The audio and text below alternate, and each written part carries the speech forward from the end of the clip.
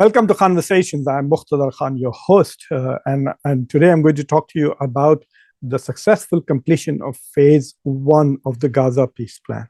So congratulations to Donald Trump, congratulations to the people of Gaza, congratulations to the Israelis, and congratulations to the Qataris and the Egyptians who have worked so closely and with the United States in making all of this happen. As I've said in the past, the best news coming out of Gaza is the war has ended. And with this, the genocidal violence against the Palestinian civilians, which has taken more than 67,000 lives, most of which are women and children, hopefully has come to an end.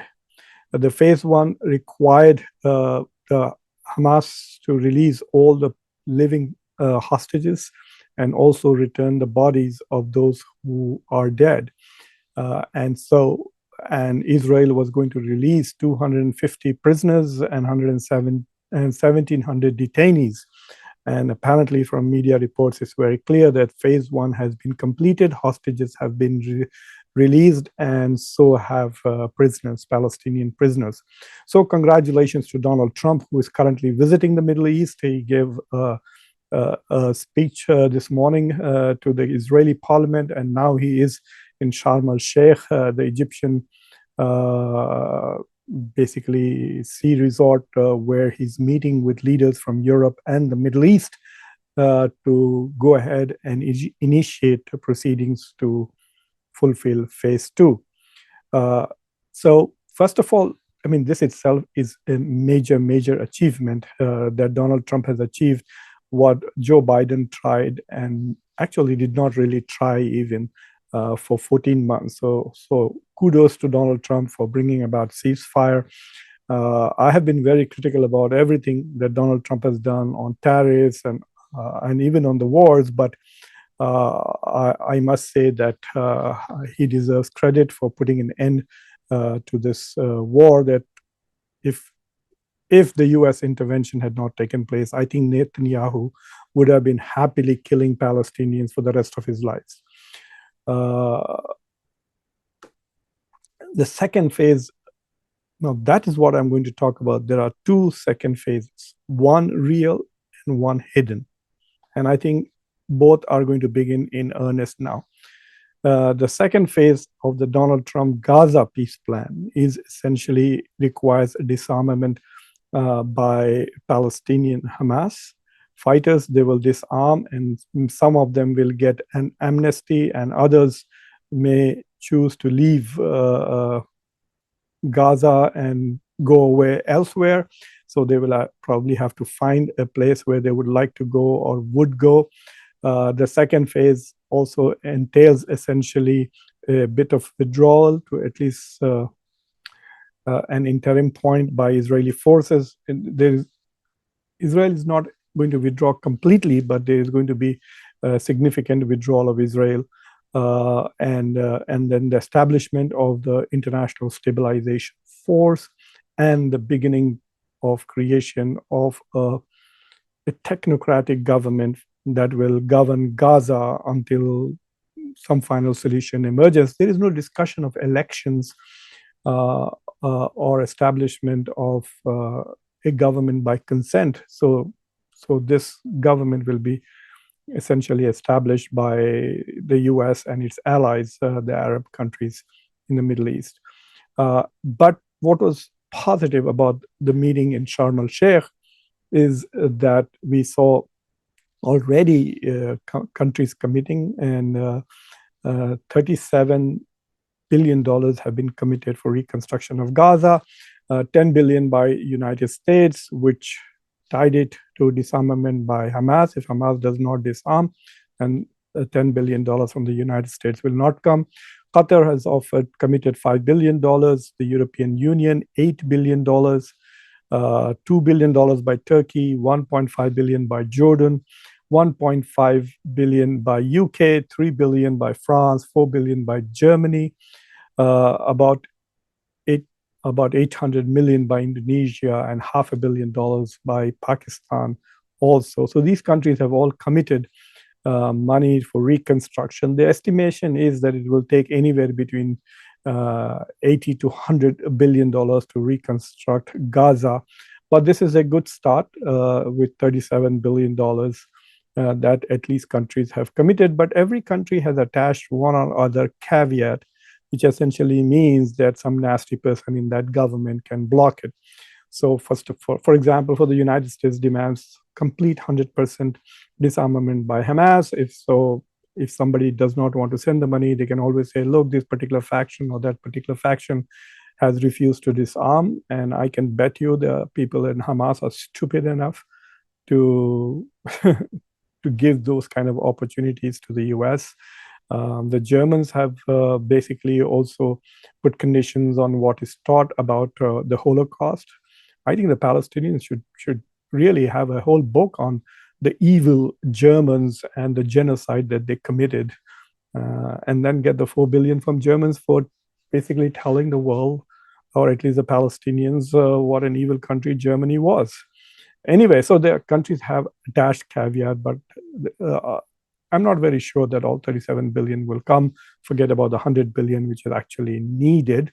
But it's a good start. This will work only if every country that is making pledges commits itself and follows through on this. And this is where the lack of proper leadership in Palestine is going to really hurt. I don't know whoever is going to be in charge of Gaza. Will that person, if that is Tony Blair, then forget it. I don't trust him. He's a war criminal. He should be in jail.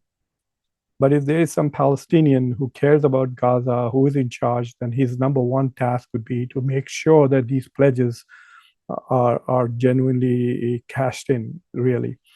There is also a $20 billion budget by the United Nations, but there are no firm commitments to that budget. But there are a couple of other interesting things. There is also, I think, a hidden phase 2 that is going to begin, which is Western media and Western leaders are now going to try their best to resuscitate the image of Israel. Israel has suffered. People have seen what a cruel leader Netanyahu is and what genocidal state Israel is. Not only that, its activities of the settlers in the West Bank, the apartheid policies in the occupied territories, all that has become very profoundly manifest to citizens in Europe as well as in Canada and the United States. But the problem with public opinion is that they have very short memories. And I think that given the billions of dollars that Israel and pro-Israeli billionaires are spending in publicity for Israel, the second hidden phase is going to be to make Israel back to what it was before it committed this genocide in Gaza. So that is probably something that is going to begin in earnest. And I can bet that the reconstruction of Israel's image may progress faster than the reconstruction of Gaza itself. But I hope I'm wrong. And these countries move forward. There are a couple of observations I do want to make, which is the absence of Russia and China. They were not invited to Sharm el-Sheikh. There were many countries from Europe which were represented. The main countries were US, Qatar, European Union was represented by its president. Turkey was there, the King of Jordan, UK, France, Germany, Indonesia, Pakistan, and the Secretary General of the United Nations attended it. People who are missing were China, Russia, and MBS of Saudi Arabia was absent. And so was Narendra Modi of India, who was invited, but he sent a low-level, I guess, not even the foreign minister attended from India. I guess Narendra Modi probably is afraid to share a forum with Donald Trump. He's afraid that Donald Trump will talk about his achievements in bringing about ceasefire between India and Pakistan with Narendra Modi standing next to him, and which he did, by the way. Donald Trump bragged about that again on the flight. And he's continuing to do so. Now more than 50 times Donald Trump has claimed that he was responsible for the ceasefire between India and Pakistan because he threatened with 100 and 200% tariffs on each of those two countries. So the most intriguing thing is the absence of Mohammed bin Salman, the Crown Prince and Prime Minister of Saudi Arabia. Why is he missing? Is he unwell, or is he afraid to associate with this United States plan? Perhaps his intelligence is telling him that the public opinion in Saudi Arabia is not very much in favor. And he is going to be once again under pressure to join the Abrahamic Accords, as is Iran. So some of the people who are missing are the Saudi Crown Prince, the Prime Minister of India, the President of Iran, who was also invited to this event. So to me, it was quite interesting to see, does it mean, and there are no pledges from Saudi Arabia at this summit. The foreign minister of Saudi Arabia, Faisal bin Farhan, did attend the summit, but he did not make any pledges. So the question really arises is Saudi Arabia on board or not? And why is it not on board? Does it feel that if it gets too close to this plan, it could be forced into some kind of normalization of relations with Israel? I don't know. This is very interesting. And of course, Netanyahu also did not attend this, perhaps because he's afraid that he might be arrested and handed over to ICC. But it was quite interesting to see that Israel was not represented at the Sharm el-Sheikh summit. So there are two things that are going to happen, hopefully, that the reconstruction should begin in Qatar soon. I hope, meanwhile, that the aid continues to flow, and there are several questions as to the infrastructure, etc. I leave the details to the government, but the question that remains is who is going to volunteer troops for the International Stabilization Force, and ultimately who is going to take charge of the reconstruction of Gaza. But I also want to, for those who are people who worry about human rights, decline of democracy, the ascendance of violence and fascism all over the world, to not let up in their protests and keep in mind that there has to be accountability for the war crimes that were committed in Gaza. Gaza is a crime scene, and there should not be any cover-up. An effort by billionaires in America and Europe to buy the media and buy people who are in the media. I mean, just listening to Van Jones on CNN, it is very clear that he has sold his soul. He was making light of the death of children in Gaza. So I think that there will be an effort to whitewash the genocide and make it appear as if it did not happen.